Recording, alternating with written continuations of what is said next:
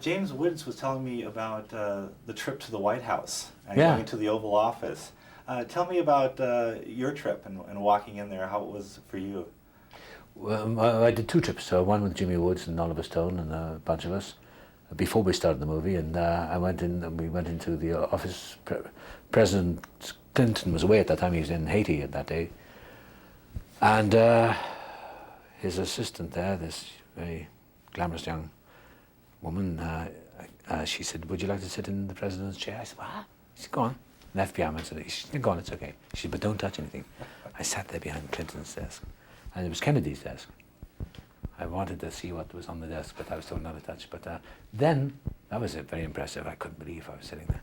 And then, I'm very naive, you see. But then I went back to Washington after the film. We went there for a few days to do some pickup shots at the Lincoln Memorial. And President Clinton wanted to say hi, so I was taken back in there. And very impressed by him, I must say. He's so friendly, he's such a nice guy, and very bright and clever man. Hope he does it, hope he gets in again. But he said, "Come on, sit behind the desk," and he stood behind me and I did that. It's great art, to be honest. Great moment. He was a nice man, I really enjoyed it, it was a great honor. What kind of mementos did you keep from your trip or from the movie itself? From the movie? Yeah. A presidential paperweight from my desk, presidential cufflinks, and that was it, I think. And memories. Well, I was wondering about the makeup test. I heard they experimented with prosthetics for it. How grueling were the makeup tests for you for this film? Well, they're not grueling. You just lie there like a lump, and they put all this junk on your face. It's just, it takes a long time.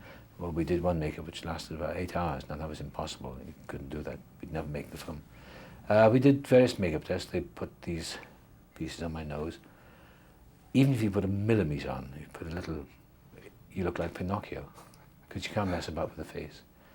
And it's an interesting thing, you know, you could look at you from about 10 feet away, I looked like Nixon. I had to put jowls on me. I had enough jowls, but I didn't need them.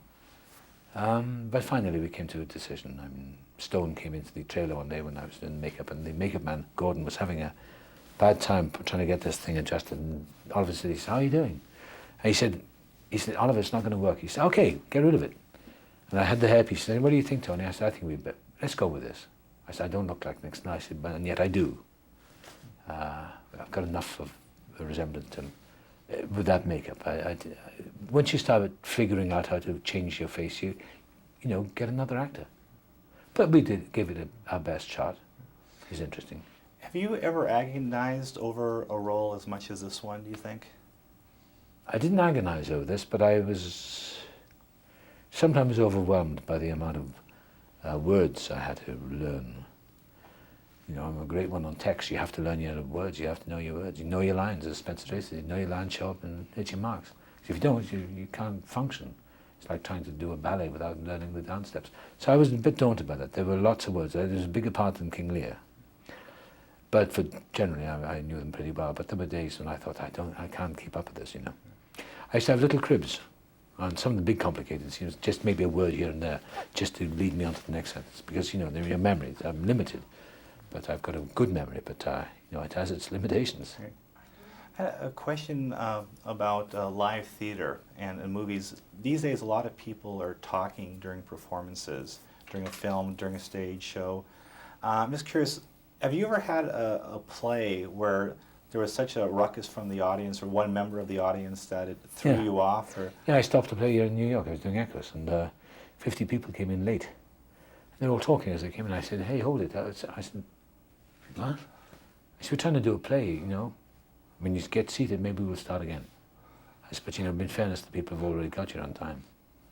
I got a round of applause, but it was a very strange thing to do, but I stopped.